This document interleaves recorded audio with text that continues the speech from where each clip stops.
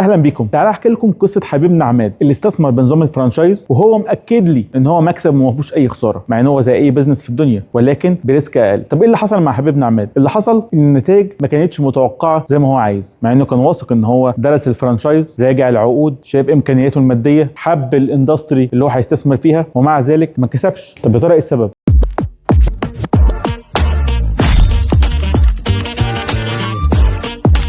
اهلا وسهلا بكم مع دكتور إيميجريشن، والحلقه دي هنتكلم فيها عن السبب اللي خلى عماد ما يحققش النتائج اللي هو عايزها. السبب ده هو اللوكيشن. انت ممكن تعمل كل اللي قلناه في الحلقات السابقه، ولكن اللوكيشن بتاعك ما يبقاش احسن حاجه. ودايما في اي بزنس بنقول ان الموقع ثم الموقع ثم الموقع ثم الموقع، لوكيشن از ذا كي. خلينا نقول ان موقع البزنس بتاعك بيبدا من اختيارك للدوله. يعني لو معاك بادجت عاليه هنختار دوله زي المانيا، زي ايطاليا، زي هولندا، دوله عملتها باليورو، اسعارها الى حد ما عاليه، فبالتالي بتحتاج بادجت عشان تبدا عليه. طب لو معاك تكلفه اقل يبقى ممكن نروح لدول زي دول بلغاريا، المجر، هولندا، تشيك ريبابليك، برتغال، وهكذا. يبقى اختيارك للدوله ده اول عامل من عوامل اختيار الموقع. العامل الثاني او المرحله الثانيه هي اختيار المدينه. مثلا انت لو في المانيا انت ممكن تشتغل في برلين العاصمه، الاسعار الغاليه، الماركت الكبير، الديماند العالي، ولكن ريد اوشن، كومبيتيتورز عاليه جدا، كومبيتيشن ضخمه. وممكن تشتغل في دريسدن. مثلا في البرتغال ممكن تشتغل في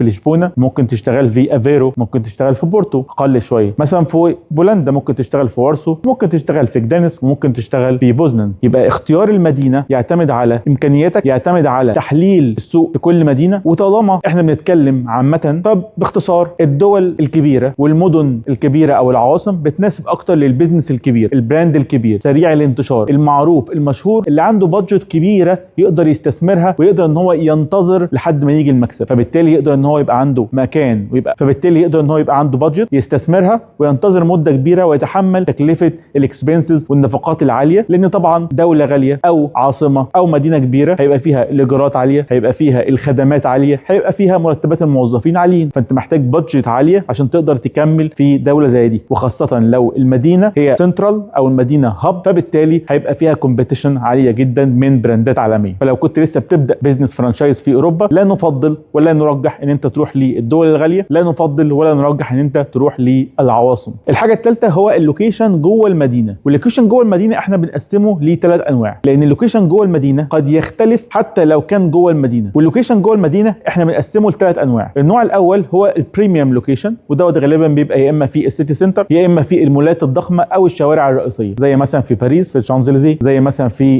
زي مثلا في وارسو في زواطه تراس. فبالتالي دي البريميوم لوكيشنز. غالبا بتبقى الاسعار هناك والايجارات نار غاليه جدا، ولكن بيعوض كده ان بيبقى الترافيك عالي جدا، وفي نفس الوقت بتبقى في السيتي سنتر. ولكن نقول ان نوع من انواع اللوكيشنز ديت البريميوم لوكيشن احنا ما بننصحش بيها للناس اللي لسه بتبدا بيزنس، بسبب نفس التكاليف العاليه اللي هتتكبدها. فلو لا قدر الله حصل اوف سيزون او انت ما كنتش مؤهل للكومبيتيشن بشكل قوي، فبالتالي انت هتبقى اوت اوف ذا ماركت، وهيبقى عندك اكسبنسز عاليه جدا، فهتلاقي نفسك بتخرج من الماركت بسهوله. النوع الثاني وهو اماكن جيده ولكن بجوار تجمعات للناس، زي مثلا بجوار جامعه، بجوار محطه قطار، بجوار مثلا سنترال اريا، ولكن مش في المين سنترال اريا، ممكن يكون جنبها، ولكن مش في المين سنترال اريا، ممكن يكون جنبها. ودي لحد ما بتبقى ايجاراتها اقل والمنافسه فيها اقل، واحنا بنرشحها لاي حد حابب ان هو يبدا بيزنس. النوع الثالث وهو نوع ان هو بيبقى في منطقه سكنيه، نيبرهود، منطقه سكنيه، وهو يبقى حول تجمع سكاني. غالبا بتبقى خدمات التجمع السكاني ده زي مثلا مغسله السيارات، كاروش، زي مثلا لوندري للملابس، زي مثلا كافيه، زي مثلا الدرلي كير. فهو بيبقى الكلاينتس بتوعه هم الناس الموجودين في النيبرهود، النيبرز جنبه، وهو بيخدم التجمع السكاني ده. ودي الى حد ما بتبقى اسعار الايجارات فيها اقل، الديماند ما بيبقاش اقوى حاجه، ولكن بيبقى فيه ديماند قوي برضو الى حد ما، وبتبقى الكومبيتيشن اقل. فلو حضرتك لسه بادئ البيزنس بتاعك، ما انصحكش ان انت تخش في ريد اوشن، ما انصحكش ان انت تخش في مدينه رئيسيه، او حتى لو عايز تخش في مدينه رئيسيه ما انصحكش ان انت تخش في الشوارع الرئيسيه، لان هيبقى عليك اكسبنسز عاليه جدا، وده هيخلي ان في ضغط كبير جدا على البيزنس بتاعك،